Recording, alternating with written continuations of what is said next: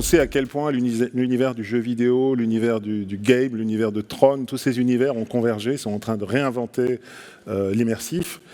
C'est un des mots-clés, peut-être le mot de l'année, on s'en rendra compte peut-être dans l'histoire, le mot du métaverse, et on est ravis, fiers, heureux que pour cette première édition, Marc Petit, qui est le directeur général Unreal Engine chez Epic Games, ait accepté de nous rejoindre. Est-ce que tu es là, Marc?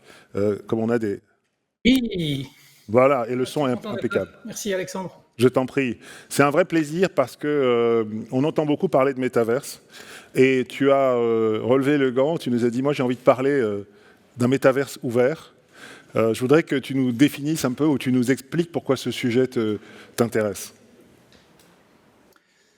Parce qu'après 18 mois de pandémie, on réalise l'importance qu'ont les plateformes numériques dans notre vie sociale, notre vie personnelle, notre vie professionnelle. Et donc, ça va être un peu la présentation que je vais donner aujourd'hui, c'est qu'on est à la veille d'une grosse transformation, d'une grosse révolution, et puis c'est l'occasion au niveau de la société de mettre des nouvelles normes en place sur les... j'ai du mal avec mon français sur tout ce qui est les données privées, etc., sur tout ce qui est les modèles d'affaires qui sont plus ou moins intrusifs à l'heure actuelle. Donc, c'est un changement de génération, c'est un changement de technologie qui peut changer, qui peut déclencher un changement de la garde aussi par rapport aux grosses entreprises internationales. Donc, c'est un moment clé. Et je pense qu'il faut en être conscient. Ça crée des opportunités pour tout le monde et ça crée des défis aussi pour tout le monde. Ces plateformes numériques ont un impact énorme dans notre vie et la vie de nos enfants. Donc, il faut y faire très, très attention et jeter des bases solides. Le mot ouvert, qu'est-ce que ce mot, le métaverse ouvert, un open metaverse, qu'est-ce que c'est pour toi? Excuse-moi, j'ai pas entendu le début de la question. Pardon, le mot ouvert, l'open metaverse.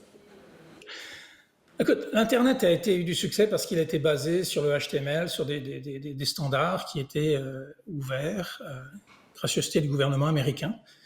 Je pense qu'on a migré vers des plateformes qui le sont beaucoup moins. Vous savez qu'on est dans des bagarres assez publiques avec des gens qui ont des plateformes. Et donc, il faut faire un effort vers cette ouverture. Nous, on veut un terrain de jeu qui soit égal et où en particulier, est-ce qu'on s'en va vers une économie de créateurs, que ces créateurs aient de réelles opportunités et que ça soit juste et que la répartition de la chaîne de valeur soit juste pour tout le monde. Donc, l'ouverture, c'est une des conditions pour se rendre à ces objectifs. Merci. Je vais laisser Raphaël se présenter, puis on reviendra vers toi pour ta présentation. Donc Raphaël, toi tu es vosgien, tu es aussi quelqu'un qui a monté une entreprise, je crois à Strasbourg, qui s'appelle 2Motion. Tu peux nous raconter rapidement ce que tu as fait et pourquoi tu as rejoint il y a 2 ans maintenant Unreal? Tout à fait. Merci de nous inviter à Beaubourg. Nous sommes à Beaubourg, c'est quand même un lieu... Pompidou-Metz. Pompidou-Metz, qui est un lieu quand même emblématique, en tout cas pour un architecte, parce que je suis de formation architecte, et j'ai travaillé sur beaucoup de projets, aéroports, autres, etc. Et en travaillant sur ces projets de grande envergure, on se rend compte que les outils ne sont pas toujours forcément là, que des erreurs sont commises, et que c'est souvent la faute des outils. Et nous avons décidé donc en 2004 de fonder la société Cara, dans laquelle on a développé le logiciel Twinmotion. Twinmotion qui est un logiciel de visualisation, mais particulier parce qu'il se base sur des technologies extrêmement rapides, qui est le temps réel, qui est l'Unreal Engine de chez Epic Games. Voilà. Et la spécificité du logiciel Twinmotion, c'est qu'on fait tout en temps réel et de manière extrêmement simple. On essaye d'enlever toutes les frictions, toutes les barrières à l'utilisation des nouvelles technologies qui peuvent être des fois complexes à utiliser. Et là, on essaie d'éliminer toutes les difficultés pour utiliser un logiciel et le rendre vraiment accessible à la majorité des personnes. Et on a décidé en 2019, voilà, après des discussions, ça faisait quelques années qu'on fréquentait Epic Games, et puis on s'est aperçu qu'on avait la même vision du futur, la même vision de ce qu'on voulait amener aux professionnels, Voilà, et puis ces rencontre. plans sur l'avenir coïncidaient, et donc du coup on a rejoint Epic Games en 2019. Alors justement, Marc, quelle est cette vision? Il y a une petite présentation, c'est moi qui peux l'activer. Tu me dis les slides. Voilà. Est-ce que tu peux la commenter, s'il te plaît? Ah, on n'a pas le son. On n'a plus le retour son de Marc. Il faut que tu te démutes, Marc. Il ne nous entend pas. Le son, s'il te plaît. On ne t'entend pas. Oui, il s'est muté, ben oui. Okay. Allô? Ouais. Est-ce qu'il y a un retour visuel pour moi pour savoir sur quel slide tu vas être, juste pour qu'on soit synchronisé? On va l'y mettre. Ou sinon, on va la faire à l'oreille. Ok, donc mon nom est Marc Petit. Comme vous le savez, Alexandre vous l'a dit, je viens de Bourmont, une petite cité de caractère dans la Haute-Marne, c'est pas vraiment les Vosges, mais j'ai étudié au lycée de Neufchâteau, j'ai passé mon bac à Épinal, donc je suis un pur produit de l'école publique laïque et obligatoire de Jules Ferry et du Grand Est. Et je suis très content d'être avec vous aujourd'hui pour vous parler d'Epic Games. Alexandre, appuie sur le piton. Et donc, Epic, fondé il y a 30 ans, présent dans 15 pays, dont Paris, avec 52 bureaux, dont Paris et Strasbourg, à peu près 3 000 Paris et Strasbourg. Une compagnie qui est en train de vivre une croissance assez explosive, mais qui a toujours, si tu passes à la slide suivante, s'il te plaît, Alexandre, qui a toujours eu une philosophie et qui a une certaine caractéristique assez spéciale. Epic est avant tout un créateur de contenu. Un créateur de divertissement. Ça a commencé au début avec Unreal Tournament, Gears of Wars, tous ces jeux-là. Fortnite n'est pas le premier succès de Tim Sweeney et de Epic Games. On se souvient d'Infinity Blade, le premier jeu AAA sur plateforme mobile. Donc, Epic a une histoire d'innovateur avec la franchise Gears of War sur la Xbox, etc.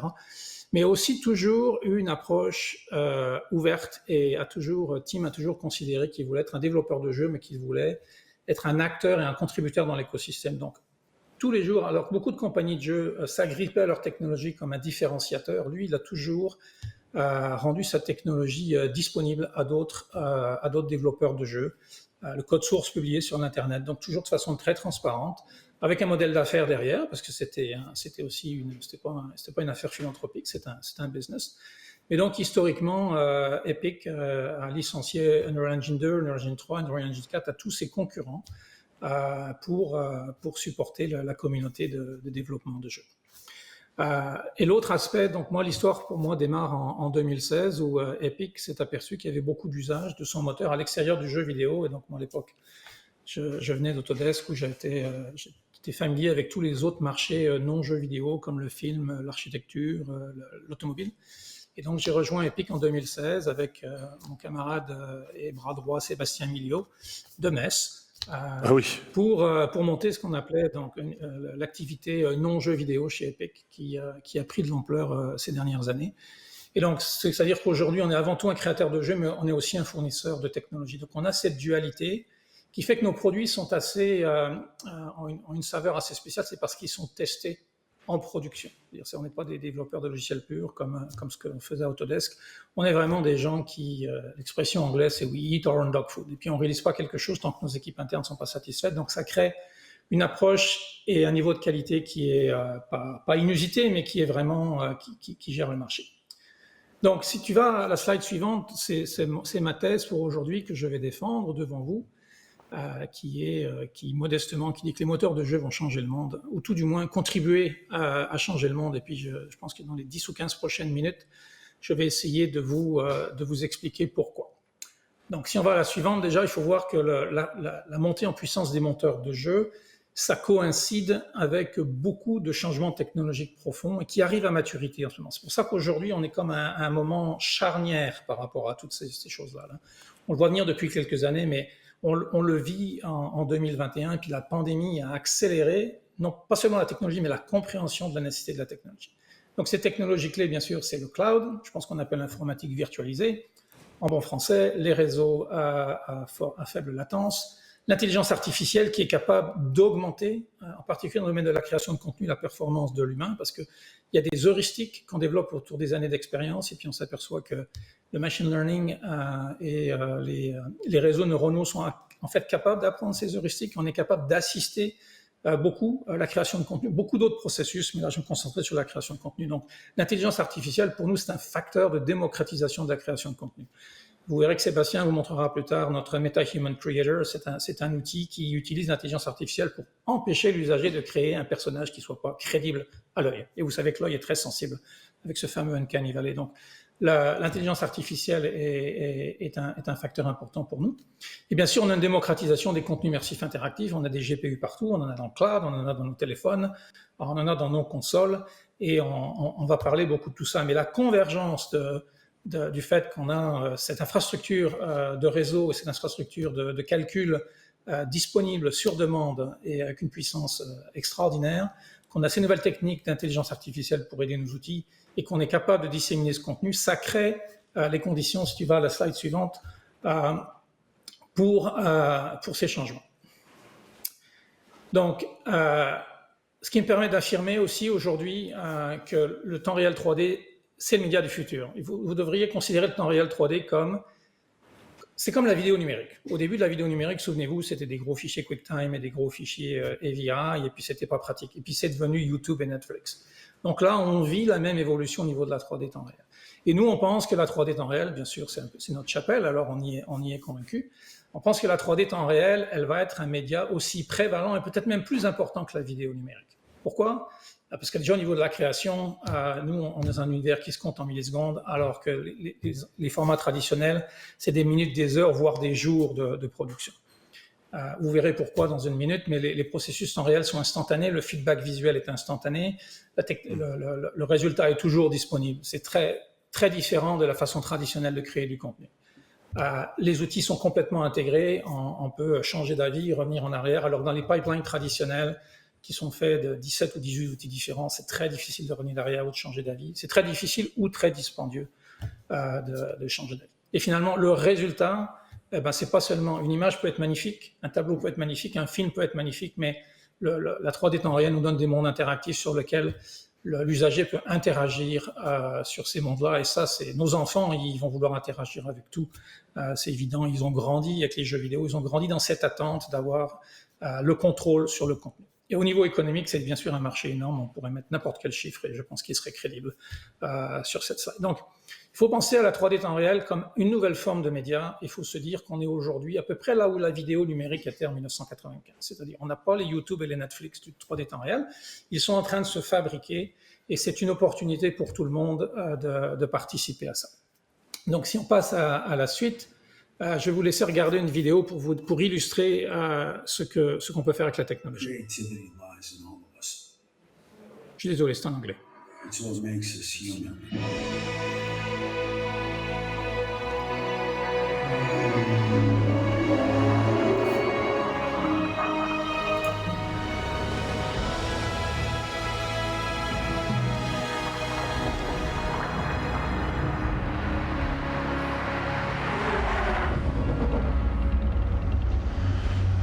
It starts with an idea, the desire to create,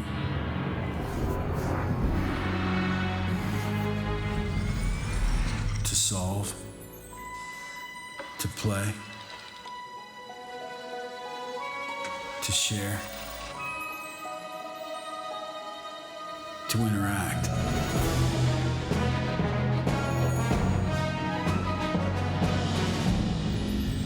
Together we can build new worlds.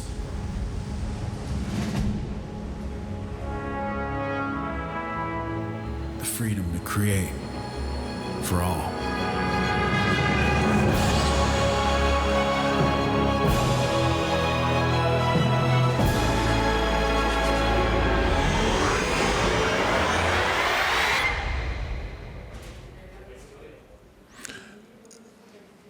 On a envie d'applaudir.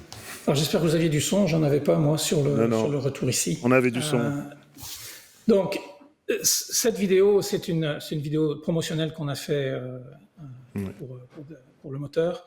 Et normalement, sur nos budgets marketing, on n'aurait pas les moyens de se créer ce type de visuel. Mais avec le moteur de jeu, donc que vous devez penser comme la façon la plus efficace et la moins chère en fait de créer ces contenus qu'on a déjà vus. Ce que vous avez vu, c'est rien d'exceptionnel, mais ça a tout été fait en temps réel et ça a été fait sur des budgets qui sont extrêmement faibles. Donc, un moteur de jeu, déjà, c'est 25 ans de travail, hein, ça n'a pas été inventé hier. Et c'est un outil intégré parce que c'est un outil qui doit générer des mondes simulés. Et donc, il faut intégrer tous les outils. Le pipeline de film traditionnel a des outils différents pour le son, pour le montage, pour la couleur, pour la 3D. Il y a même plusieurs outils dans la 3D. Alors que là, on va trouver dans le moteur de jeu la totalité des outils intégrés dans un seul outil. Donc, fini l'idée de passer son temps à convertir des données pour passer d'une boîte à une autre. Tout est intégré dans un environnement où le feedback visuel est instantané et où il y a toute l'interactivité qui est disponible pour les usagers et ainsi que le support de beaucoup de plateformes. Donc, en termes de création de contenu, maintenant que grâce au hardware qu'on a, grâce à ces GPU, on est capable d'avoir cette qualité visuelle qui est similaire ou qui se rapproche du pipeline traditionnel, et ben cet outil intégré devient extrêmement productif et extrêmement important. Et donc, on voit aujourd'hui beaucoup de studios d'animation, beaucoup de studios de films, beaucoup de studios d'effets spéciaux qui intègrent le moteur dans leur chaîne de fabrication. Si je vous dis qu'on est capable de se rendre au rendu photoréaliste en réel, on n'est pas loin. Si tu vas à la prochaine slide, je vous ai mis juste un petit extrait des démonstrations qu'on a fait autour de Unreal Engine 5 qui commence au niveau de la complexité visuelle à approcher de ce qu'on faisait dans les pipelines traditionnels. Donc, on est en train d'exploser toutes les limitations autour du temps réel. Donc, ça, ce que vous voyez, ça tourne sur une PS5 à 60 frames par seconde et on a une qualité qui est proche de ce qu'on voit sur les grands écrans. Alors, le moteur Unreal 5 sera livré dans quelques mois, au printemps prochain. Je ne dis pas que tout ça marche et que c'est facile, mais n'empêche qu'on peut commencer à croire maintenant que ce Graal du photoréalisme en temps réel va être disponible. Si tu passes à la slide suivante, Alexandre, l'autre aspect important des moteurs de jeu qui est disruptif, c'est que non seulement c'est un outil intégré qui est efficace, mais c'est aussi au niveau des données. Par défaut, la production dans le moteur, elle est multiformat. Ce qu'on voit aujourd'hui, et on le voit plus d'ailleurs dans le marketing que dans le divertissement, on voit que les gens ont compris, par exemple dans l'automobile, que tu crées un modèle numérique, que tu passes du temps, tu investis, tu crées ce qu'on appelle un jumeau numérique de ton véhicule qui a tout le comportement de ton véhicule, qui ressemble à ton véhicule, et tu es capable d'utiliser ce modèle dans le moteur pour créer la quasi-totalité de tes livrables marketing. Précédemment, si tu voulais faire une campagne, il fallait que tu appelles Micros pour faire ta pub, Backlight pour faire ton VR, Light and Shadows pour faire ton configurateur, et puis chaque fois, tout le monde rechargeait de la conversion de données, etc. Maintenant, on a appris aux gros constructeurs comme Audi ou Mercedes ou BMW à livrer le jumeau numérique aux prestataires de services, et puis après, ils peuvent faire les images fixes, le film, la vidéo, la production virtuelle pour la pub, l'expérience interactive, que ce soit en concession ou sur le web, le VR, le AR, ils peuvent mettre ça sur le web avec Sketchfab, ils ont une campagne intégrée. Et ça, la répercussion sur les coûts de fabrication, elle est énorme. Donc, c'est vraiment quelque chose qui a été adopté parce que c'est efficace. Au début, ils s'intéressaient au moteur de jeu pour dire, on va pouvoir faire des configurateurs interactifs, mais après, ils se sont dit, mais je vais pouvoir faire mes pubs avec ça, je vais pouvoir faire toutes les images sur mon site web sont faites avec ça, et ça marche vraiment bien. Et donc ça, cette réutilisation du contenu, c'est un des facteurs qui fait que le moteur de jeu est non seulement le choix logique pour le contenu interactif, mais c'est aussi le choix logique et naturel pour le contenu linéaire. Et bien sûr, si tu passes à la prochaine slide, ça a été, le monde a réalisé ça quand ils ont vu The Mandalorian. Jon Favreau est venu nous voir, il a dit, là, il faut que je fasse 4 heures de Star Wars avec la moitié du budget d'un film, comment on va faire? Et donc on a travaillé avec lui, on a mis en place ces techniques avec les gens d'IFM pour on crée ces grands aquariums d'écran LED, et donc on crée les environnements virtuels et on intègre les personnages, on intègre les décors dans ces univers numériques, et ça a donné le résultat qu'on a vu, donc une efficacité en termes de budget, une efficacité en termes de temps. L'équipe créative, tout le monde voit ce qui se passe, les acteurs ne sont plus sur des fonds verts, donc ça a été non seulement un boost au niveau créatif, mais ça a également été un boost au niveau du budget et un boost au niveau du calendrier, d'être capable de rencontrer des échéances qui étaient très très courtes par rapport à la production de 4 à 5 heures de contenu qualité Star Wars, qui était le fer de lance du lancement de Disney+. Donc, mais c'est pas l'apanage des gros studios. Si tu passes à la vidéo suivante, Alexandre, vous allez voir un petit montage de certains de nos clients qu'on a fait il y a quelques temps, en particulier des clients en France partout, où on voit que à travers la pandémie, tout le monde a adopté cette technologie parce qu'au lieu de devoir voyager avec une équipe de tournage et puis du talent vers un endroit pour tourner une pub, ben là c'est le contraire. On emmène l'endroit sur le studio de tournage et on peut tourner le matin sur la plage, l'après-midi au sommet de l'Everest. C'est le magic moment, là, à 5 h du matin, quand le soleil se lève et que la lumière est magique. Bon, ben là, on n'est plus obligé de réveiller les acteurs au milieu de la nuit. Là, le magic moment, tu l'as à ta disposition toute la journée parce que tu le fais dans Unreal Engine. Et donc, les gens ont très très vite appris ce que vous voyez sur l'écran, à intégrer des décors physiques avec des décors virtuels. On leur a donné tous les outils. Et ça, aujourd'hui, on voit se développer ça à une vitesse extrême. Vous verrez Mado, qui est un studio français, dans cette bande démo. On travaille avec Fourmi Rouge dans le sud également. Donc il y a vraiment quelque chose d'extraordinaire dans cette production virtuelle. Puis c'est vraiment comment le moteur de jeu permet, et nos solutions sont multi-usagers. Donc toute l'équipe, tout le monde travaille ensemble en temps réel sur la même scène. Et ça recrée la magie du moment. Tout le monde voit. C'est comme en 1930, quand on tournait dans les studios avec des décors physiques. On est revenu à ce niveau d'instantanéité, tout le monde voit le décor, tout le monde voit ce qui se passe, toute l'équipe créative se met d'accord et on a une amélioration, ce que je disais, de qualité, non d'itération, et on a une amélioration bien sûr très significative sur les budgets et sur les calendriers. Maintenant, ces équipements sont relativement chers, il y a encore du travail à faire, c'est jeune, c'est pas forcément 100% mature, mais on y travaille et c'est plus que prometteur, je dirais, à l'heure actuelle. Si on passe à la suivante, c'est un autre exemple de l'utilisation de la technologie pour faire des films d'animation. En ce moment, on travaille avec une 50aine de studios, paradoxalement assez peu en France d'ailleurs, pour migrer leur pipeline de production vers le temps réel. Avec la pandémie puis l'arrivée des studios de streaming, on a vu la demande augmenter de façon exponentielle dans le secteur de l'animation numérique. Et donc, beaucoup de gens voulaient transformer leur pipeline pour répondre à cette demande de budget beaucoup plus serré, mais les streamers voulaient beaucoup plus de contenu. Donc là, comme vous voyez sur ce personnage, on ne fait pas beaucoup de sacrifices visuels en termes de qualité. On a développé toutes ces capacités, comme vous le voyez, de faire du dessin animé avec quasiment du photoréalisme en temps réel. Mais ce qu'on était content de voir quand on a travaillé avec nos partenaires, c'est qu'on est capable aussi de faire beaucoup de styles différents, parce que l'animation, c'est souvent très stylisé. Puis vous allez voir au cours des semaines et des mois qui viennent, ces projets-là commencent à sortir. Il y a du long métrage, il y a du court, il y a du cours de festival, il y a des pilotes pour des séries, une cinquantaine de projets au total, et avec des looks qui sont vraiment différents. Je vais en profiter pour noter qu'il y a l'animation, c'est pas seulement de la 3D, c'est aussi de la 2D. Et notre partenaire préféré dans le secteur de la 2D, il est à Metz. C'est une compagnie qui s'appelle Praxino, c'est une coopérative avec Elodie Moog et Fabrice Debarge. Ils font un travail extraordinaire d'amener les outils d'animation 2D dans Unreal Engine pour que les usagers puissent avoir non seulement les outils 3D, mais également les outils 2D. Donc, c'est des gens qu'il faut supporter.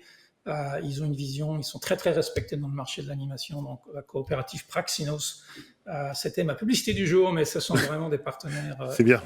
Si on passe à la suite, Alexandre, et des Messins, bien sûr. On fait aussi des effets spéciaux. J'ai choisi ça parce que c'est donc un mix puis un Grand Prix aujourd'hui. Alors c'est d'actualité.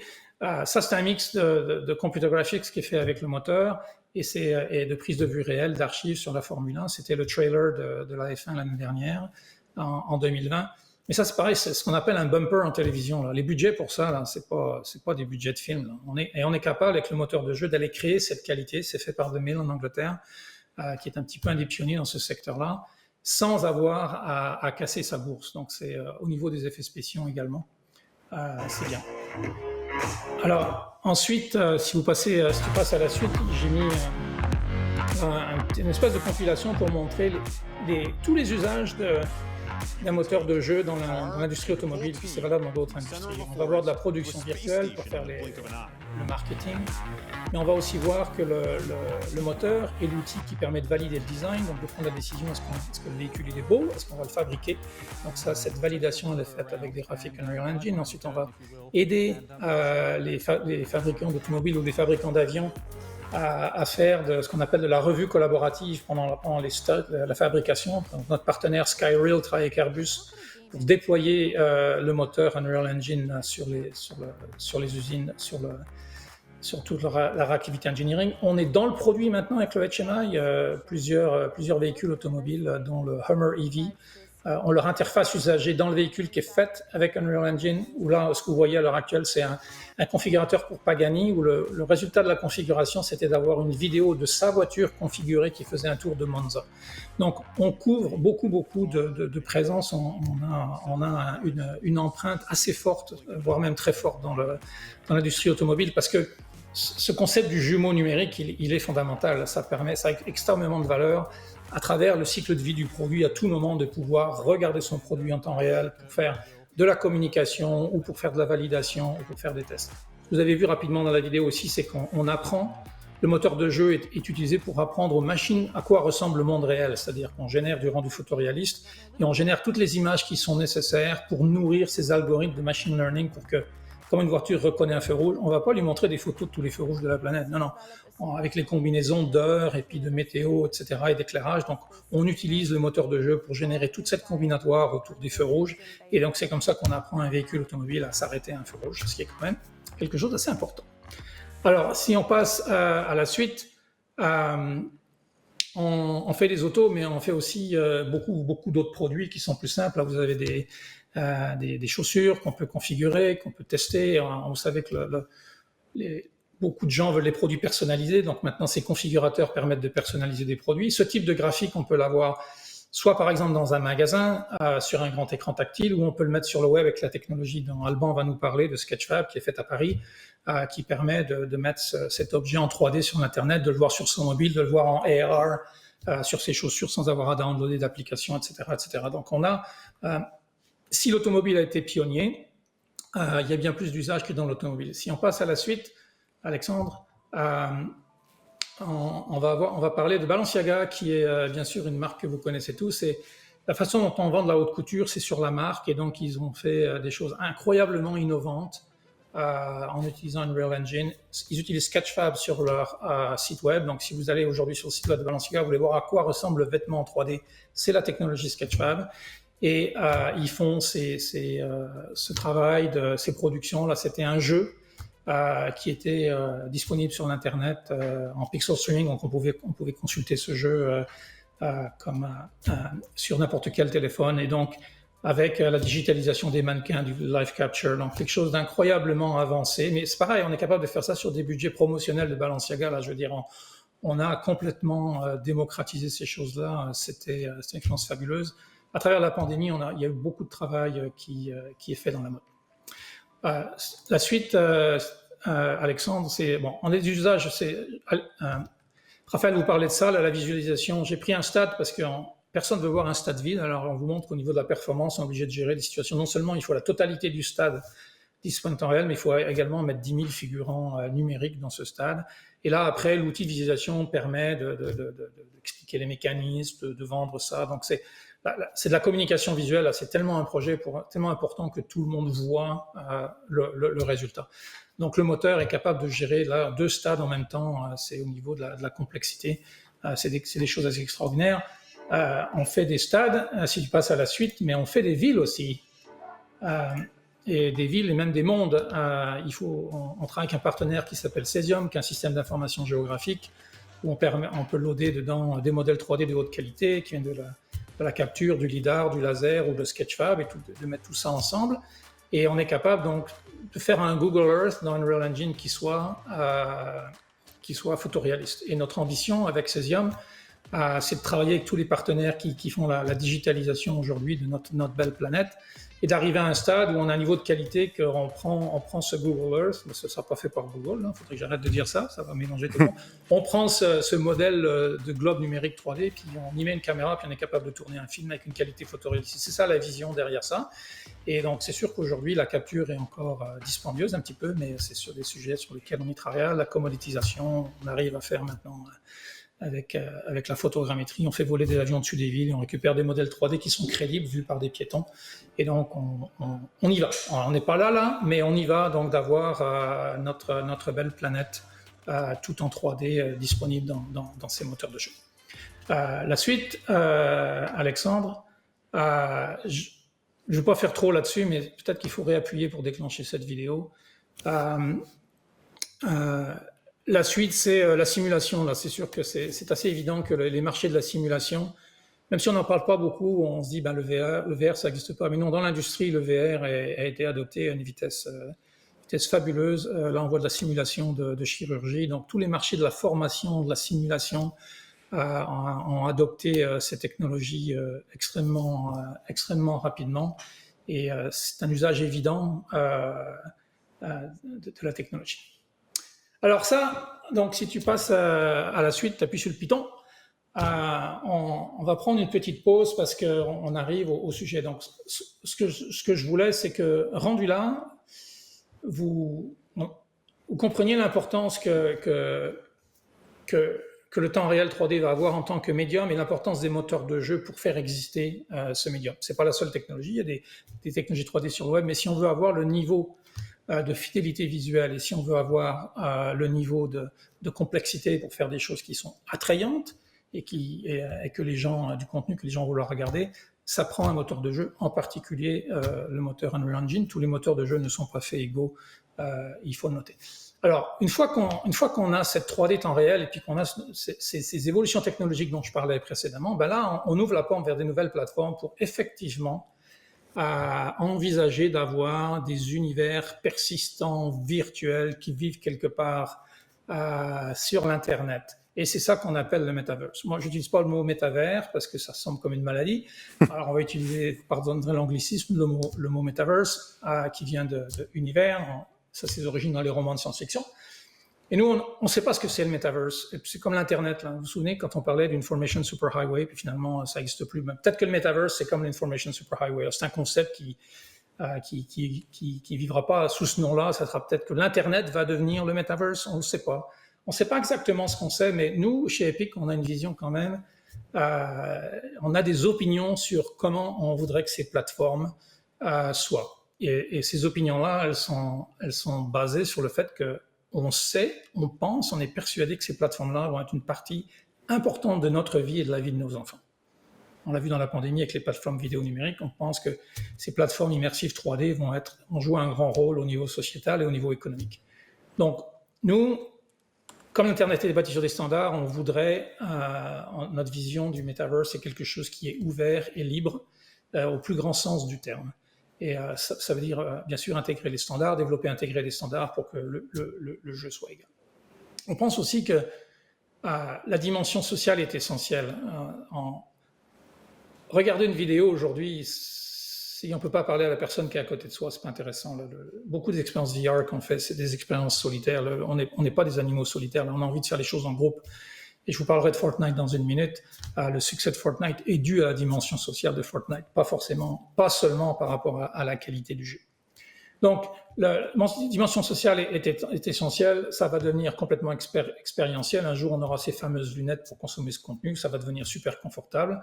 On n'est pas rendu là, mais on pense que ça va venir. Metaverse, ça va se développer. C'est peut-être déjà là, on ne le sait pas. On voit que ça va être c'est probablement une évolution des infrastructures existantes de l'Internet. C'est l'adoption par l'Internet des contenus 3D interactifs. C'est sûr que les fabricants de jeux vidéo qui font de la 3D depuis 20 ans, comme Epic, comme Roblox, comme Minecraft, ils ont une longueur d'avance sur tout le monde pour créer ces plateformes. Donc on pourrait voir les plateformes de jeux jouer un rôle très particulier dans la naissance et puis peut-être créer une position sur le marché qui va durer pour une génération parce qu'ils ont aujourd'hui les plateformes 3D, ils maîtrisent bien la chaîne de fabrication et puis le langage de la 3D interactive, ce qui est nouveau. Et donc nous, parmi nos opinions, on pense qu'on aimerait aller vers une économie de créateurs. On voudrait aller vers une économie qui soit beaucoup plus, la transaction soit beaucoup plus directe entre la personne qui fait le contenu et le consommateur. C'est ce qu'on fait dans Fortnite. Dans Fortnite, on ne vend pas de pub, même si on fait des partenariats, mais jamais on vend de pub. Les gens payent pour des éléments cosmétiques. Ça ne change rien, c'est complètement optionnel, ça ne change rien à ce qu'ils font. Donc ils ne payent pas pour avoir un meilleur jeu, ils payent juste pour avoir des éléments cosmétiques. Donc on a découplé ces éléments-là et donc l'économie est basée sur l'achat de contenu. Ce qui est très différent des modèles de plateforme actuels où on va vous pomper vos données puis on va vous forcer à regarder des choses que vous n'avez pas envie de voir. Et où quelque part nous devenons le produit. Donc nous, une économie de créateurs aussi, c'est comme un modèle d'affaires alternatif sur des modèles qu'on voit aujourd'hui sur les plateformes, en particulier les modèles d'affaires qui ont trait à la publicité et aux données, parce qu'on pense que c'est pas, on a atteint comme des limites par rapport à ces modèles-là. C'est devenu très très intrusif par rapport à la vie privée et à toutes ces choses-là. Donc ça, c'est notre vision du metaverse, une vision très générique. On pense que la 3D temps réel est particulier, le moteur Unreal Engine, c'est la bonne fondation pour le metaverse. Maintenant, je peux passer quelques minutes pour vous montrer ce que nous on fait avec notre jeu Fortnite. Et puis Fortnite, ça sera un coin du metaverse, là, ça sera pas le metaverse. Donc si tu passes à la suite, Alexandre, quelques chiffres déjà pour resituer Fortnite. Donc c'est une plateforme globale. Je pense qu'on a même dépassé ces chiffres-là, mais on a jusqu'à 15,3 millions d'usagers simultanés, plus de 350 millions de personnes qui jouent dans le jeu. Si on compte les connexions de ces gens-là, ça fait à peu près 2,5 milliards de personnes qui soit jouent, soit ont vu qu'elles sont connectées à quelqu'un qui joue à Fortnite. Donc on a quand même une masse critique. Quand on a lancé Fortnite, on a fait des choses qui ne se faisaient pas dans l'industrie, c'est-à-dire des mises à jour fréquentes. La norme de l'industrie, c'était 6 mois, 1 an. Nous, on a fait des mises à jour toutes les semaines. Et puis une autre chose qui maintenant est rendue presque banale, mais qui en 2017 était presque hérétique, c'était ce qu'on appelle le crossplay, cross-platform, c'est-à-dire que si mon fils a une PlayStation et le fils d'Alexandre a un Xbox, avant, ils ne pouvaient pas jouer ensemble. Ils ne pouvaient pas se parler, ils ne pouvaient pas jouer ensemble. Donc nous, on a introduit, puis on a un peu fait tout un travail avec les éditeurs de consoles pour qu'on puisse connecter. Et donc, tout le monde se connecte sur le jeu, et puis que je sois sur une Nintendo, une Sony, ou ça, je peux parler, je peux jouer avec les gens avec qui j'ai envie de jouer. Donc, cet aspect cross-platform était une révolution, incluant les plateformes mobiles à l'époque. D'habitude, on faisait une version simple du jeu pour les plateformes mobiles. Nous, on est allé carrément être le vrai Fortnite sur les plateformes mobiles. Bon, Fortnite n'est plus sur certaines plateformes mobiles aujourd'hui, mais c'est une autre conversation. Et puis, dès le début, on a vu que la mécanique du Battle Royale, c'est une belle mécanique, c'est un jeu simple en fait, c'est pas violent là, c'est comme tu joues à cache-cache et puis c'est des illuminations, même s'il y a des paradigmes de tir, c'est pas...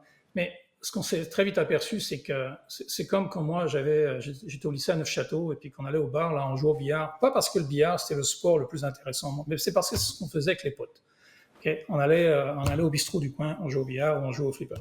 Et nos enfants, eux, ils rentrent de l'école, ils mettent leur casque et puis ils jouent avec leurs potes à Fortnite, à Minecraft, à Roblox. Et c'est donc avant tout une expérience sociale. D'ailleurs, je vous encourage à jouer avec vos enfants. Vous allez découvrir un aspect de vos enfants dans des situations auxquelles vous n'êtes pas habitués. Puis vous allez renverser la mécanique la plupart du temps parce que le parent devient le moins compétent, et donc c'est l'enfant qui peut vous guider et vous aider à développer vos skills sur le jeu. Et donc, expérience très intéressante à faire. Pendant la pandémie, moi j'avais mes enfants à Montréal ici, qui étaient loin de moi, et là, on essayait de se FaceTimer, et puis au bout d'un moment, de se regarder dans les yeux sur FaceTime, pas grand chose à dire, mais par contre, quand on jouait ensemble à Fortnite, là, c'est là où les conversations se passaient, c'est là où le dialogue entre le papa et ma grande fille se passait. Et donc cette dimension sociale, elle est essentielle dans cette notion de metaverse et dans tout ce qu'on va faire, et également dans Fortnite. Si tu passes à la suivante, je vais vous montrer très très rapidement des choses qu'on a fait récemment qui vont au-delà de peut-être revenir sur celle d'avant, sur Ariana Grande. Donc on expérimente avec Fortnite en disant ok, c'est une plateforme où on va jouer. Il y a plein de jeux différents. Si vous allez aujourd'hui dans Fortnite, il y a peut-être 30 ou 40 jeux différents. Il n'y a pas que le Battle Royale, il y a plein de jeux faits par la communauté, je vais y revenir. Mais aussi, ce qu'on expérimente, c'est qu'on dit, déjà dans Fortnite, on peut, si vous allez dans Fortnite, vous allez voir un personnage d'Alien qui joue avec un gars de la NFL, qui joue avec un modèle du Mandalorian. On a essayé aussi de voir ou de prouver justement aux propriétaires de marques qu'on peut faire des univers divertissants, enrichissants, qui soient multimarques. Donc on peut mettre un joueur de la NFL avec un personnage de Star Wars et un personnage de DC Comics dans le même univers. Et ça marche. C'est une première expérience. L'autre expérience qu'on a fait, c'est par rapport au marché de la musique, surtout pendant la pandémie où des artistes comme Marshmello, Travis Scott ou Ariana Grande, on ne peut pas faire de concerts. Et l'engagement des fans, ça reste le nerf de la guerre pour driver de la consommation de la musique sur Spotify. Donc, on a fait des grands concerts quand on a fait Ariana Grande avec un succès fabuleux. Succès fabuleux étant mesuré non pas par Epic, dit ça a bien marché, mais par Ariana Grande qui confirme qu'effectivement, grâce à ça, ils ont vu un niveau d'engagement par rapport à son œuvre artistique, par rapport à sa musique qui est bien supérieur. Donc, on expérimente avec le marché de la musique. Si tu passes à la slide suivante, je sais que tu avais hâte de voir la Ferrari. C'est aussi un bon exemple d'une autre façon de concevoir la publicité et le branding. On a travaillé avec Ferrari. Donc, Ferrari, c'est un client historique. Ils utilisent Unreal Engine pour valider le design des véhicules. Ils utilisent, comme je disais tout à l'heure, ils utilisent le moteur pour la collaboration pendant la fabrication du véhicule. Ils utilisent le moteur pour faire toute la mise en marché du véhicule, le configurateur d'auto. Si vous allez vous acheter une Ferrari dans la concession, c'est du Unreal Engine. Ils ont fait la pub avec de la production virtuelle. Ils auraient pu, on ne l'a pas fait parce que c'était trop tôt, mais mettre le modèle dans Sketchfab pour que ce soit sur leur site web, etc., que les gens puissent voir le modèle. Mais ce qu'on a fait avec eux, on est allé un cran plus loin. On a lancé la Ferrari 296 GTB dans Fortnite. Et pourquoi? C'est parce que plutôt que d'aller acheter du média et puis de forcer la pub interstitielle sur des sites web, dans des bannières ou dans YouTube, d'aller forcer une vidéo de la Ferrari, ils ont fait le pari en disant si on laisse les gens avoir une expérience divertissante avec le produit, ça va augmenter notre marque, notre notoriété, notre visibilité. Et c'est ça, toutes les théories derrière le branded content, comme on dit en chinois, qui sont fondamentales. Un nouveau mode, une nouvelle façon d'anticiper la publicité et le marketing et de laisser les gens avoir des expériences divertissantes avec les marques. Et nous, avec notre média, le 3D temps réel, on peut faire ces expériences. On peut prendre ce véhicule, aller jouer dans Fortnite avec, et puis il avait un très bon son, c'était un très joli véhicule. Les gens ont aimé ça. Ferrari n'a pas forcément vendu 2 GTB de plus, mais au moins leur marque a largement bénéficié de ces choses-là. Et si tu passes à la suivante, c'est un modèle qu'on peut déployer dans d'autres modèles. En ce moment, si vous allez dans Fortnite, vous allez pouvoir faire l'expérience du discours de Martin Luther King. L'histoire de cette expérience, déjà, c'est pas fait par Epic, c'est fait par des tierces parties qui utilisent notre plateforme, Fortnite Creative, tout pour créer l'expérience. Et la fondation de Martin Luther King et le journal Time, ils avaient investi beaucoup d'argent dans une expérience physique à Chicago, je crois. Et bien sûr, la pandémie est arrivée et puis ça n'a pas fonctionné. Donc, ils ont eu l'idée de transférer un peu du travail, beaucoup du travail qu'ils avaient fait, et puis leur concept vers une location physique, vers une location virtuelle, also known as the Metaverse. Et donc, ils ont pris Fortnite Creative, ils ont créé une expérience que nous, on n'a fait que la promotion. Et l'autre chose qu'ils voulaient, c'est que les jeunes, ou tout le monde, ou même moi, c'est 13 minutes le discours de Martin Luther King. Quand est-ce que la dernière fois que vous avez dédié 13 minutes de votre vie pour écouter un discours? Pas évident, hein? Et bien là, ce qu'ils ont été capables de faire, justement, pour que le message de Martin Luther King soit plus compris, etc., c'est qu'ils ont créé une expérience interactive avec des mécaniques et on s'est aperçu que les gens, ils restent dans l'expérience. Puis ils ne font pas que écouter, on est rendus tous à faire du multitâche. Donc, et beaucoup de gens passent plus de 15 minutes dans l'expérience et donc ont l'opportunité d'être exposés à la totalité du discours parce que pendant que le discours joue, ils sont capables de faire des choses, il y a des activités, ils sont un élément 3D, etc. Je ne peux pas vous montrer de la vidéo, on a des problèmes de droit malheureusement, on vit encore dans ce monde-là, mais elle est sur Internet. Je vous encourage à aller faire cette expérience dans Fortnite, d'écouter le discours de Martin Luther King et de faire ça. Donc, pas seulement du marketing, ça peut avoir un impact aussi différent. Troisième exemple, très rapidement, au mois de juillet, Carrefour a travaillé avec l'agence Publicis, si vous voulez promouvoir les habitudes saines de nourriture. Donc, ils ont créé un jeu en Fortnite Creative où, en fait, ta durée de vie augmente si tu achètes des produits sains. Donc, tu te promènes dans le carrefour virtuel et puis plus tu achètes des bons produits pour la santé, plus tes points de vie augmentent. C'est une mécanique de jeu extrêmement simple, mais ça a aidé aussi à engager la marque. Ça aide à moderniser la marque. L'agence Publicis, ça fait vraiment un très, très bon travail. Et ça, c'est des choses qui ont été faites, on ne le savait même pas. Je veux dire, vous n'avez pas besoin de parler à Epic pour aller dans Fortnite Creative, créer une île, on a un code, et puis après de faire la publicité de ce code. Donc, un excellent travail de l'agence Publicis, on était très contents. Un autre exemple que j'ai pris, c'est en Angleterre. Il y a une salle de concert qui s'appelle The O2, que vous connaissez peut-être. C'est sûr que pendant les pandémies, on oublie un peu les concerts. Alors, ils ont créé dans Fortnite Creative une version virtuelle de leur salle de concert. Ils ont mis de la musique et puis ils ont fait de l'engagement, du branding, toutes ces affaires-là. Ils ont donc associé leur marque à une expérience divertissante sur la plateforme Fortnite. Et vous allez voir que, sans révéler de secret, que ce serait logique de la part d'Epic d'investir dans ces outils et de créer beaucoup plus de capacités sur cette plateforme pour que ça devienne une destination à la fois pour du divertissement, du branding ou même éventuellement du commerce et des transactions. Donc, notre jeu Fortnite est en train d'évoluer vers ça. Vous avez vu la qualité visuelle de la Ferrari, là on commence à se sortir du cartoon. Alors, vous allez voir que petit à petit, la qualité visuelle va augmenter, la diversité des styles va augmenter, et donc on va avoir une plateforme qui soit utile pour beaucoup de produits. Et c'est sur si on passe à la dernière slide, ce que je voulais vous dire aujourd'hui, c'est ou vous faire réfléchir, c'est de bien réaliser ou de vous convaincre ou pas qu'on est à ce moment assez unique où il y a vraiment une révolution technique et économique pour la création du contenu interactif. Maintenant, faire de la vidéo, faire des jeux, faire toutes ces choses-là, là, c'est rendu démocratisé et c'est vraiment très efficace. Le moteur, je ne l'ai pas dit, mais le moteur Unreal Engine est gratuit, on ne charge. Notre modèle d'affaires, on a uniquement des royautés sur les jeux vidéo et on charge des contrats de support. Mais si vous n'avez pas besoin de notre support, c'est 100% gratuit. Tous les gens qui font de la production virtuelle, les 3/4 de ces gens-là ne nous donnent pas un centime parce qu'ils n'ont pas besoin de support. Ils sont très contents comme ça. Donc il y a une révolution technique et économique, à la fois à travers l'outil gratuit, puis le fait que l'outil est extrêmement efficace pour créer ce contenu. J'en profitais pour faire une autre plug, comme on dit au Québec. La France a eu un rôle fabuleux dans l'animation numérique. Ça, c'est le livre de Pierre Hénon qui retrace l'histoire de la 3D en France dans toutes vos meilleures librairies. Mais cette 3D, là, quand vous allez lire ça, là, c'était des calculateurs à $1 million, etc. Maintenant, avec un moteur comme Unreal Engine, tout le monde peut faire ça. N'importe quel département marketing peut faire ça. Donc ça, c'est le premier aspect sur les changements autour de la création de contenu. Deuxième chose, c'est qu'on a des nouvelles techniques de diffusion du contenu interactif, en particulier sur le cloud.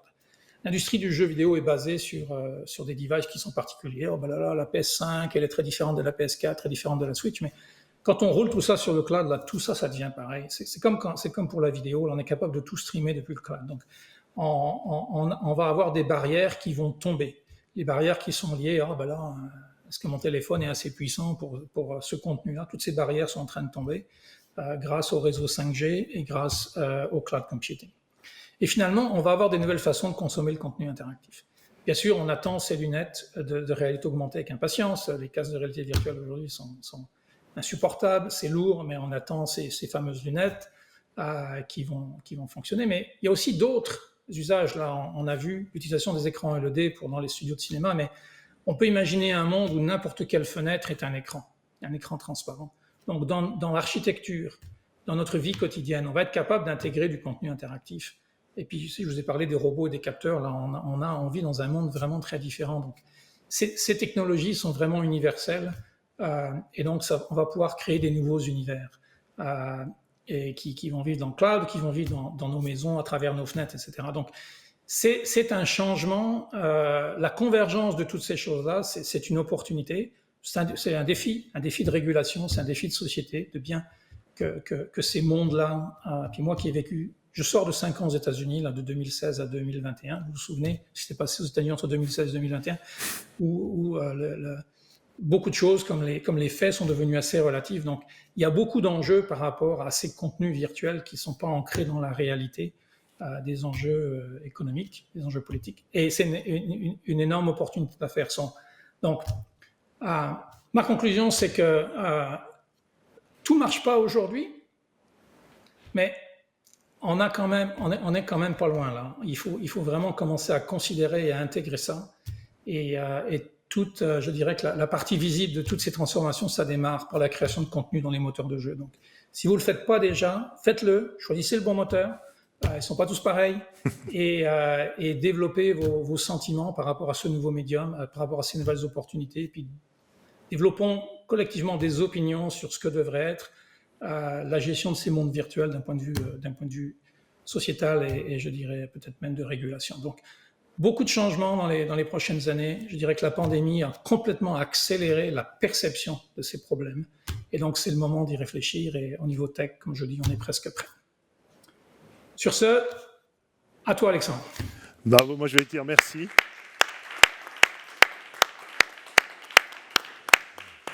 Merci d'abord d'avoir joué le jeu, d'avoir fait cette présentation en français. Je sais, tu m'as dit que la dernière fois tu l'avais faite en anglais et que tu avais été attrapé par une partie de l'audience. Je trouve que ça donne encore plus... Je t'ai fait siffler à Angoulême. Ça donne encore plus de force aux propos. Tu as raison de dire que la pandémie a rendu toutes ces transformations encore plus sensibles. O'Keeffe en avait parlé du métaverse avec Gaspard Giroud, qui est présent dans la salle, avec Jean-Michel Jarre, et on sentait qu'il y avait une urgence, et puis qu'on restait un peu entre nous, j'allais dire un peu geek, un peu rêveur. Depuis, Zuckerberg a essayé de s'emparer, comme il a souvent fait, d'un mot valise pour faire son business. Comment est-ce que cette position d'ouverture que tu défends, que défend aussi Epic Games et Unreal, comment est-ce qu'elle avance, elle fonde l'interopérabilité finalement entre tous les systèmes, avec une volonté que l'on partage. Ça nous rappelle des débats du début de l'Internet, ça nous rappelle aussi l'Internet mobile. Comment on fait pour éviter ce qu'on a vu sur l'Internet, qui a été quand même privatisé, qui a été un peu accaparé par des sociétés qu'on connaît tous. Qu'est-ce qu'il faut éviter comme erreur ? Quelles erreurs on a commis et pourquoi la position d'Unreal et d'Epic Games, c'est une position vraiment avec, comme tu disais tout à l'heure, des opinions, mais aussi des actes. Comment on va faire pour éviter ? Qu'est-ce qu'on doit faire, selon toi ?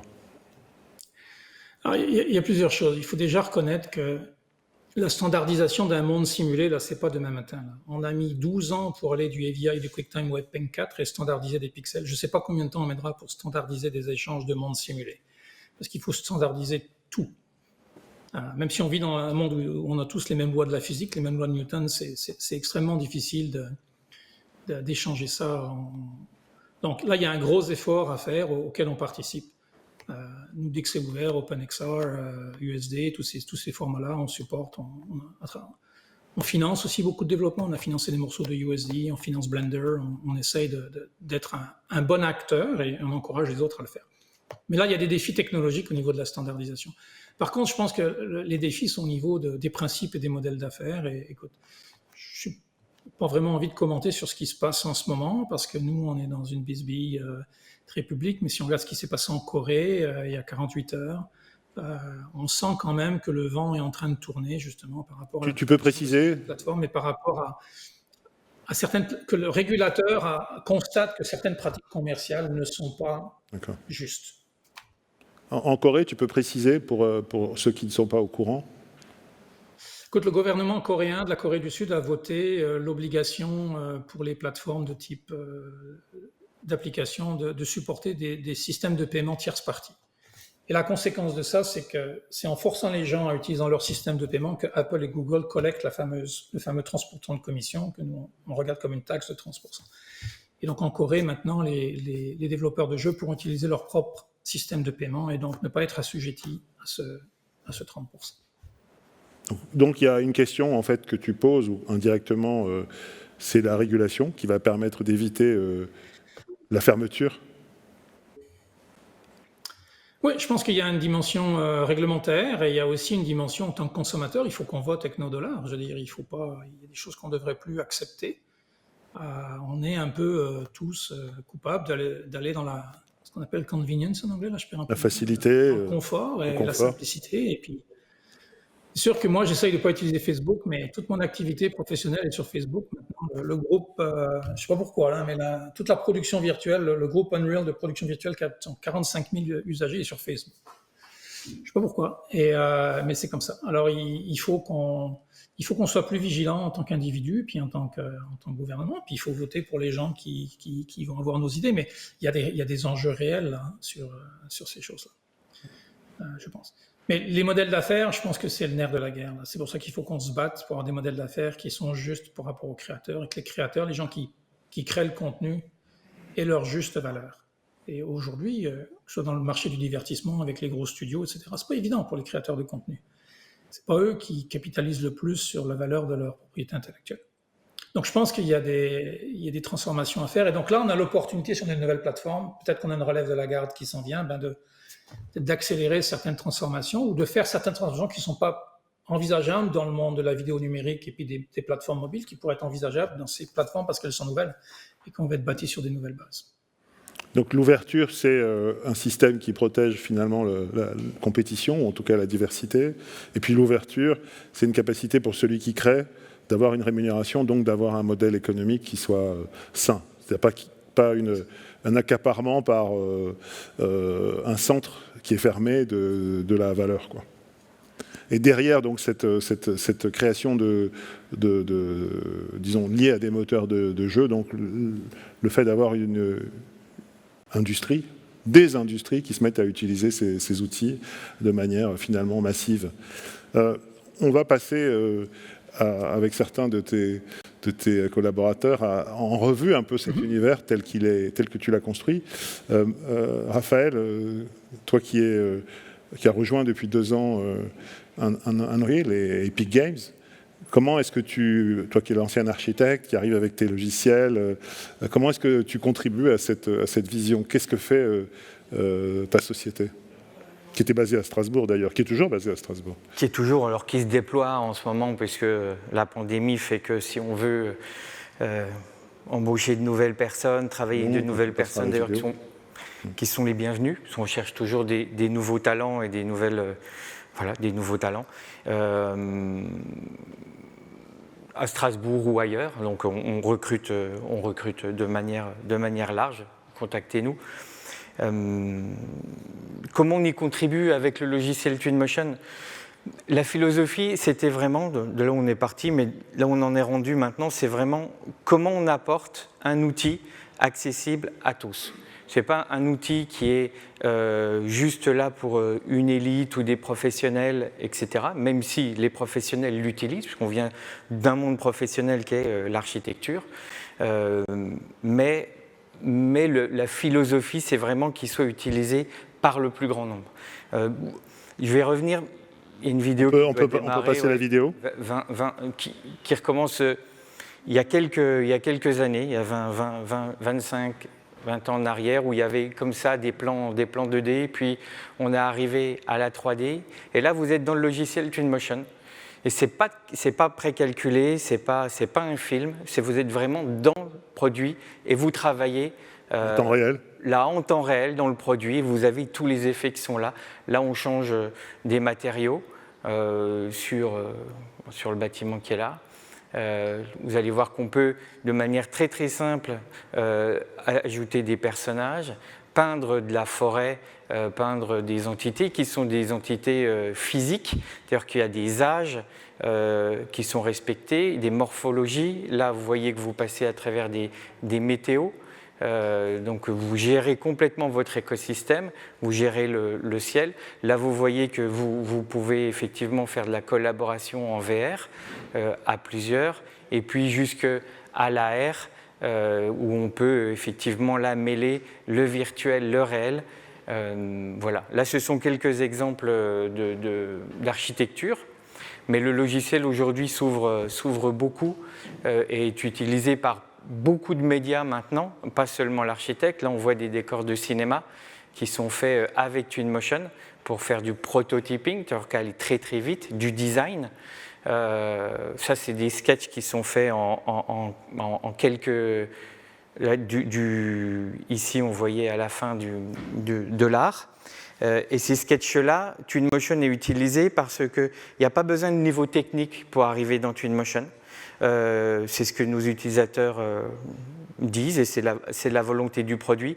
Il n'y a pas Il n'y a pas de barrière à l'entrée, c'est vraiment ce qu'on essaye de faire tomber. Il y a des librairies qu'on développe qui sont énormes, font plusieurs milliers de modèles qu'on peut utiliser dans tout type d'industrie. Voilà, de manière à construire son univers sans aucune technicité. Il y a des enfants qui le prennent, qui le téléchargent, qui l'utilisent, qui créent leurs univers, qui développent avec, qui font des mangas avec Twinmotion. Donc c'est vraiment quelque chose parce qu'on développe une interface qui est très très simple. C'est des sliders, c'est des boutons, etc. Il y a tout plein de choses qui sont préconfigurées derrière qui permettent d'arriver à cette rapidité de manipulation et de création. Sachant que tout ce qu'on a créé, et on peut l'exporter derrière, on peut en faire des images, des vidéos, mais on peut l'exporter sur le web et continuer cette expérience sur le web, comme Marc l'avait dit, via le pixel streaming ou via le WebGL, etc. Il y a beaucoup de possibilités derrière. Et on est aujourd'hui donc au centre Pompidou de Metz. Designé par Igor Uban. Exactement. Et ça me faisait, quand j'ai préparé l'entretien, ça m'a fait penser à mes études d'architecture et à la fameuse phrase de Joseph Beuys, tout le monde est artiste. Et ça m'a, et effectivement, et du coup la volonté, si tout le monde est artiste, et c'est ce qu'on pense chez Epic Games, puisqu'on fait des outils pour que les gens créent, partagent leur univers, créent leur univers, le partagent, le montrent aux autres, etc. Et ben, il faut fabriquer des outils pour ces artistes-là, et pour finalement, puisqu'on est tous artistes, des outils qui parlent à tout le monde, qui sont utilisables par tout le monde. J'aimerais donner un autre parallèle. Si le métaverse était une ville et que forcément il y a des sociétés qui vont créer, et ça ne pourra fonctionner que comme ça, des infrastructures lourdes, du bâtiment, des lois, parce qu'il va falloir gérer tout ça. Marc en a un peu parlé. Ce qui va nous intéresser, c'est effectivement les gens qui peuplent cette ville. Les gens qui peuplent cette ville, ils ont besoin aussi de créer. Si demain vous invitez chez vous quelqu'un dans ce métaverse qui ne viendra pas dans un univers physique chez vous, mais dans un univers virtuel, il va falloir que vous le receviez dans quelque chose. Ce quelque chose, vous pouvez le dessiner. Ça peut être votre école, ça peut être votre lieu de travail, ça peut être votre chez vous. Il va falloir que vous le créiez. Et ça sera le vôtre, parce que vous avez à votre disposition des outils qui vous permettent de créer ça en quelques minutes. C'est Le Corbusier qui disait qu'une maison, c'est une usine à vivre, c'est ça? Quelque chose comme ça. Toi, tu dis, en fait, tu es toujours architecte, en fait. Tu es toujours architecte, au fond. Tu es toujours en train de penser ces outils, de penser ces espaces. Oui, mais en donnant la liberté aux autres. En donnant la liberté aux autres. En donnant la liberté aux autres. La volonté de Twinmotion, c'est vraiment de dire, puisqu'on est tous artistes, voilà l'outil pour exercer.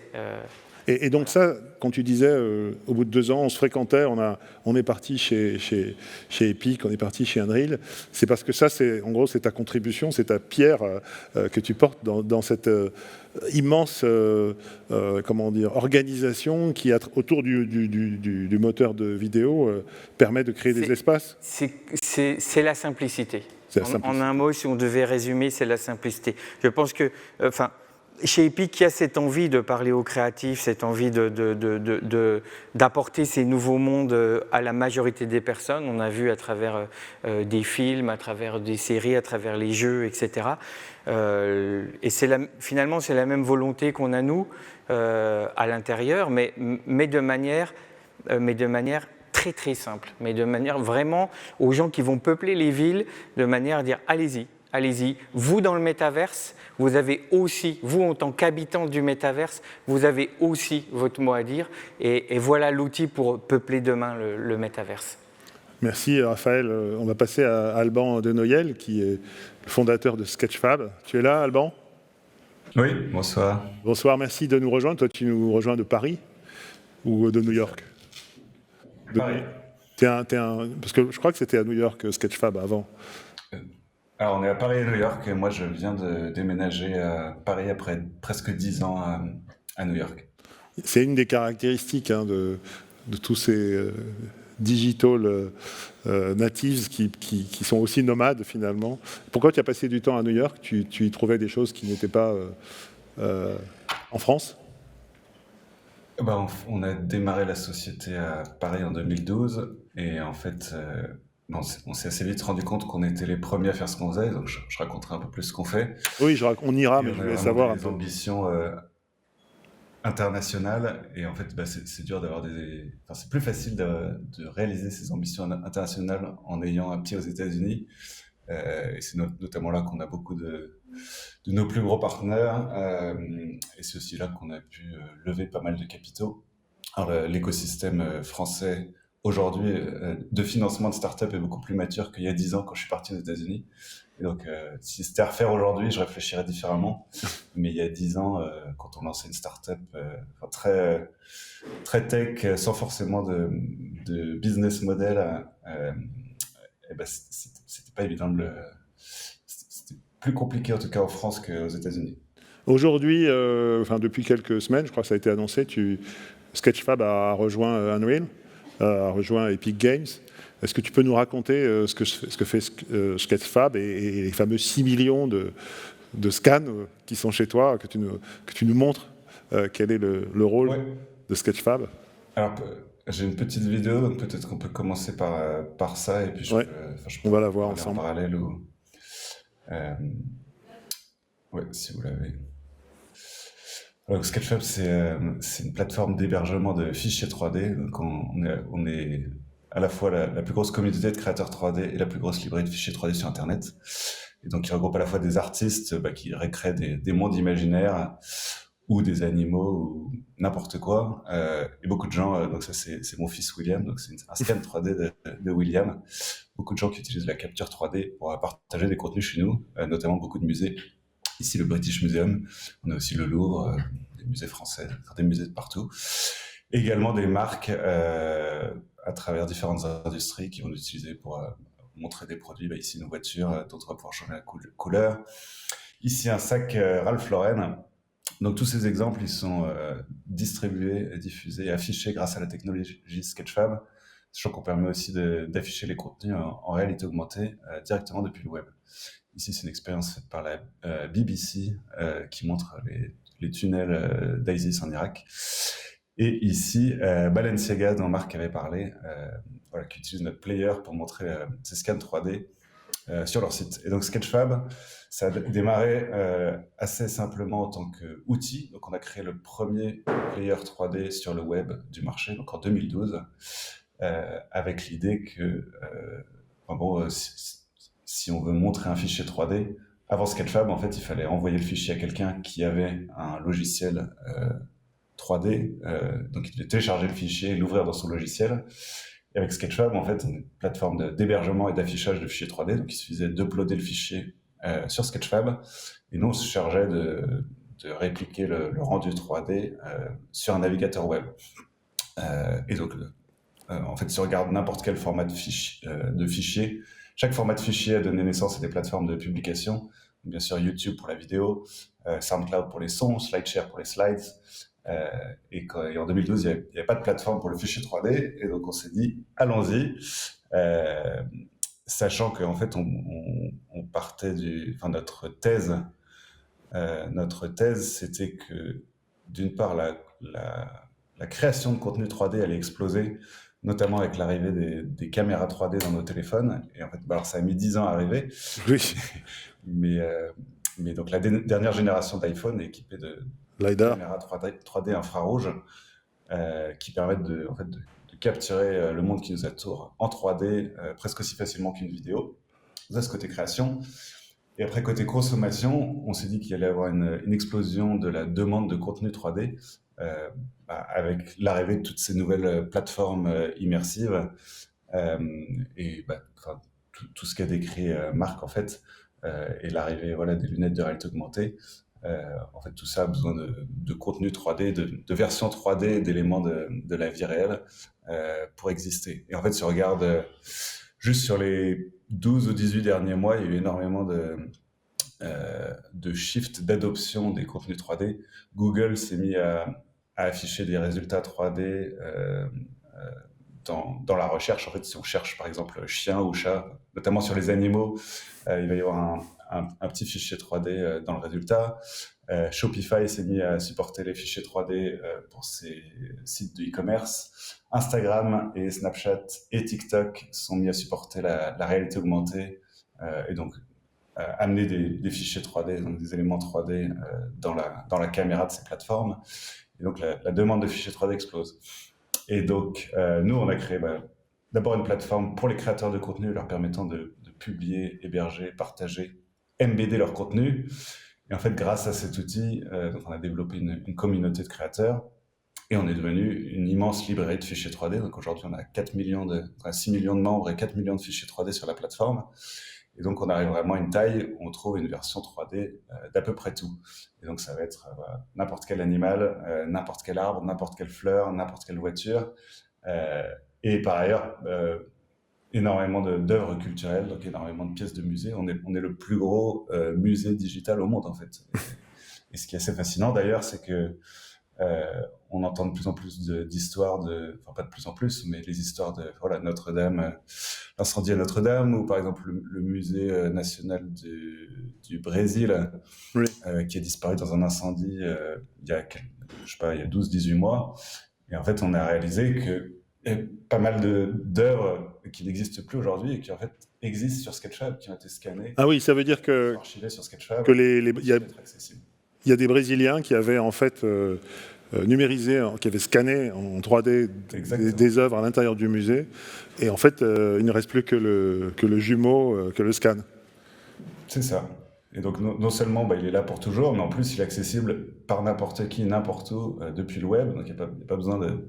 Alors, pour ceux qui peuvent... voilà, maintenant, il n'y a plus le musée, mais si on prend n'importe quel autre musée, par exemple le British Museum, ceux qui ont la chance d'y aller, c'est super, mais la majorité des gens n'ont pas accès à la majorité des musées. En fait. Quand Marc parlait de démocratisation tout à l'heure, voilà. Est-ce que c'est pour toi une des raisons pour lesquelles Sketchfab est une société, un savoir-faire, une plateforme qui intéresse Unreal? C'est-à-dire que finalement, ça donne accès, c'est un peu la même logique que celle dont parlait tout à l'heure Raphaël, ça donne accès. Ça permettra demain de construire les éléments qui vont aller dans nos expériences multiples. J'ai envie de me fabriquer une maison, j'ai envie d'avoir, je ne sais pas, un objet rare du Brésil. Je le mets dans cette maison et je me fabrique mon environnement de rêve. Et je suis dans le métaverse parce que j'habite dans une maison de Beuys. Et puis j'ai un objet brésilien qui a disparu. Et avec mon casque ou mon outil, je me balade entre guillemets chez moi. Est-ce que c'est un rêve, un fantasme? Enfin, est-ce que c'est ce que tu as en tête aussi, toi? C'est-à-dire que tous ces gamins qui ont commencé à vivre dans Fortnite, qui sont déjà en fait dans des univers mixtes, ils trouveront tout à fait normal de vivre une partie de leur vie comme ça? C'est ça la vision qu'il y avait derrière à l'époque? Chez toi ou... Alors à l'époque, quand on a démarré il y a 10 ans, on n'avait pas tous les éléments du futur, mais notre mission, c'était vraiment de rendre le contenu 3D accessible. Et en fait, avant Sketchfab, les contenus 3D étaient vraiment en silo sur des disques durs. Ils restaient isolés dans la sphère 3D. Notre mission, c'était que grâce au web, on permet de diffuser, distribuer ces contenus partout où il y en avait besoin. Et en fait, donc ça a mis du temps que cette mission arrive un peu à une masse critique. Ça a mis 10 ans en fait. Mais donc ouais, on s'est vraiment très bien retrouvé avec la mission d'Epic. Et en fait, Epic construit et fournit des outils pour construire les espaces du Metaverse en fait. Et nous, effectivement, on va fournir le contenu qui va populate, je sais pas comment dire. Et aussi, tu as du mal. Le Metaverse. Et ce qui est intéressant, c'est qu'on a vraiment un souhait que ça soit au-delà de l'écosystème Epic, et donc fournir ces contenus même aux concurrents d'Epic en fait. Typiquement, nous, on travaille déjà avec Facebook, on est déjà le fournisseur officiel de contenu pour la couche de réalité augmentée d'Instagram, et donc Facebook cherche aussi à builder le Metaverse, et nous, notre ambition c'est d'être le fournisseur ultime de contenu 3D pour tout le monde. Quel est le modèle d'affaires? Tu disais tout à l'heure que les investisseurs français avaient un peu de mal quand tu as commencé à parler de ça il y a 10 ans. Tout à l'heure, Marc parlait de modèle d'affaires.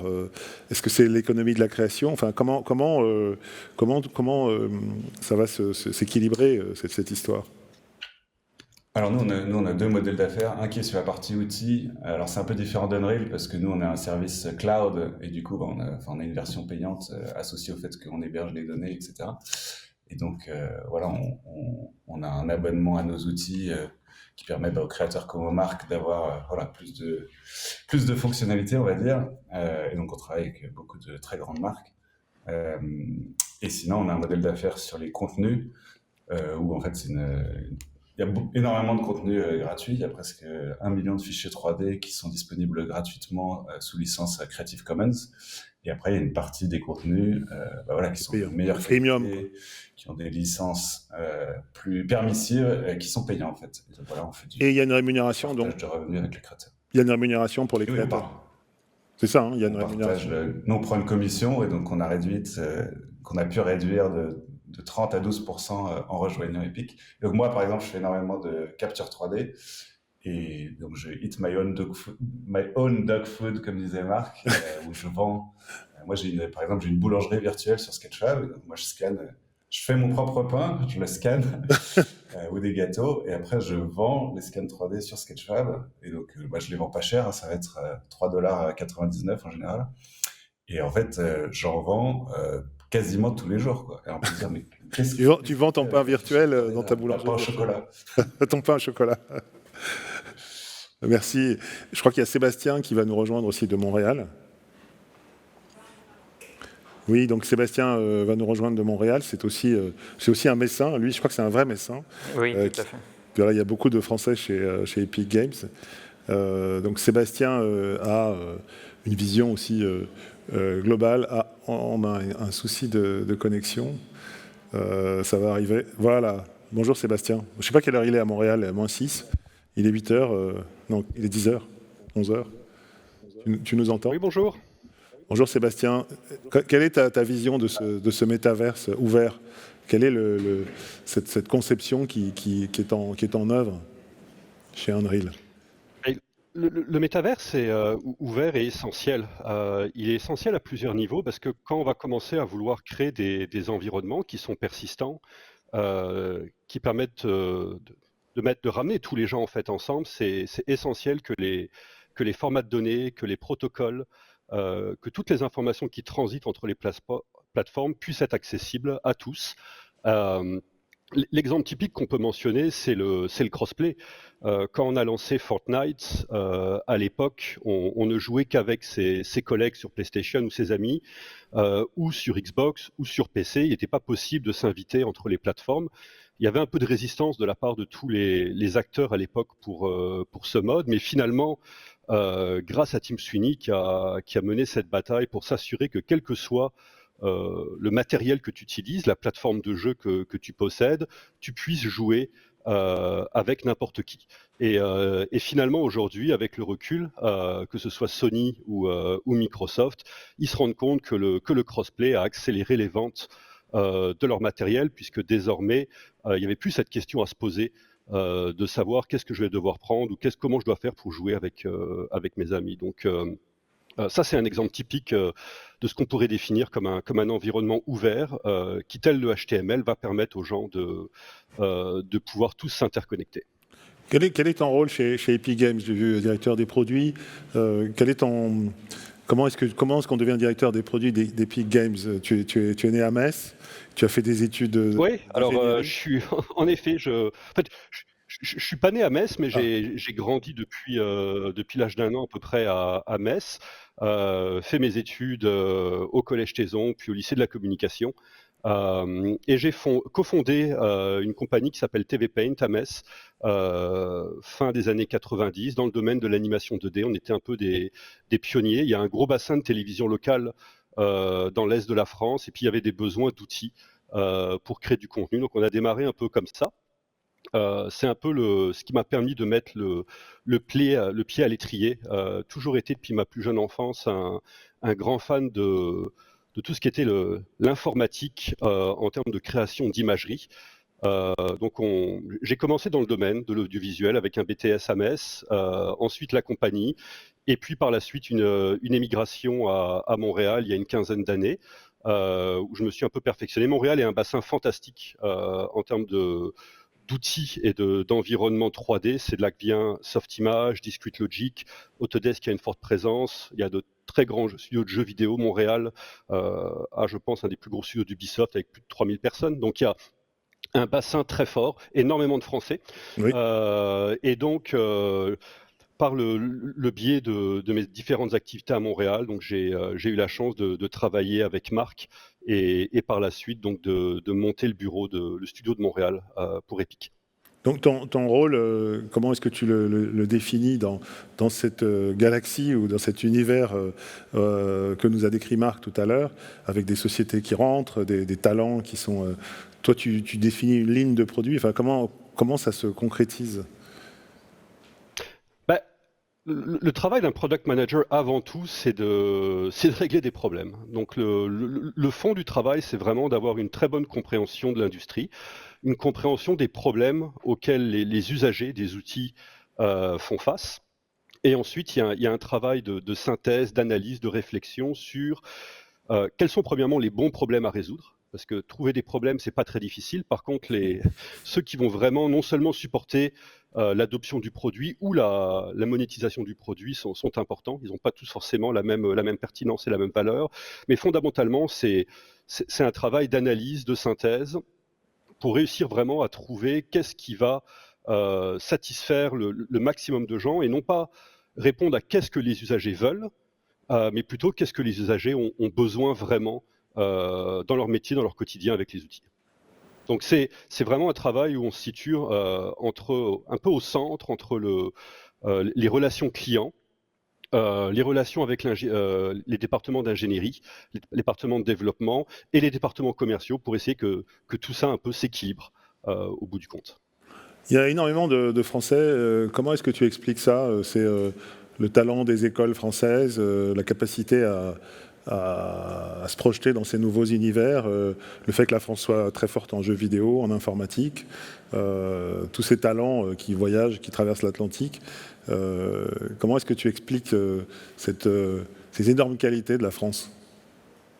Je pense qu'il y a premièrement une qualité de l'éducation qui est définitivement présente. Les Français, de mon point de vue, ont un côté latin créatif. Et combiné avec quand même des expertises dans le domaine des sciences, les maths, assez fortes au niveau des écoles. Donc cette combinaison de cet esprit créatif, disons, avec cette compétence scientifique fait que ça crée un mix assez intéressant. Et curieusement, c'est aussi un mix qu'on retrouve beaucoup à Montréal ou au Québec en général, avec justement, avec en plus, je dirais, l'aspect peut-être qui manquerait un peu à la France, qui est l'aspect business, où Montréal, en fait, rajoute à la couche latine et à la couche scientifique cette couche nord-américaine qui est propre un peu à l'entrepreneuriat, peut-être un peu plus poussée aujourd'hui qu'on l'aurait en France, malheureusement. Oui. Merci Sébastien. Raphaël, tu avais aussi un peu le même point de vue. Tu rajoutais qu'en plus, on est râleur. Et qu'on n'est jamais content. Ouais, alors c'est un côté positif et négatif, gérer des équipes qui râlent. Mais ça a le bon côté on sait ce que les gens pensent, et puis râler, c'est communiquer. C'est communiquer, c'est une façon de communiquer, et voilà, donc... il faut être râleur pour être dans le métaverse ouvert, quoi. Non, faut pas être râleur, mais j'ai dit non, mais la question c'était pourquoi y a-t-il autant de Français et la réponse est, je pense que le Français est dans ses qualités, parce qu'on décrit souvent le Français comme râleur, comme étant quelque chose de péjoratif. Peut-être, sur certains points ça agace, mais je pense que c'est avant tout un regard critique sur les choses, de râler. Il y a le râlage non constructif, mais la plupart du temps, quand même, ça peut amener à une construction. Et c'est ça qui est intéressant. C'est pas toujours être d'accord avec tout. Ça construit rien. Et on le voit avec Tim Sweeney. Il n'est pas d'accord avec les redevances. Il n'est pas d'accord avec s'il n'est pas d'accord. Il n'est pas français. Mais pourtant, il râle sur plein de sujets. Et ça fait énormément avancer le débat. Et ça fait avancer tout le monde. Quelqu'un qui n'est pas d'accord avec quelqu'un d'autre. Si on est tous d'accord dans un débat, on n'avance pas. Donc on a ça aussi qui fait que quand tu as des Français dans un débat, ça avance quand même. Et Marc qu'on va retrouver. le temps qu'on fasse la connexion. Je suis là. Il est là. Oui. Ah, on voit Sébastien, mais on ne voit pas Marc, je ne le vois pas moi.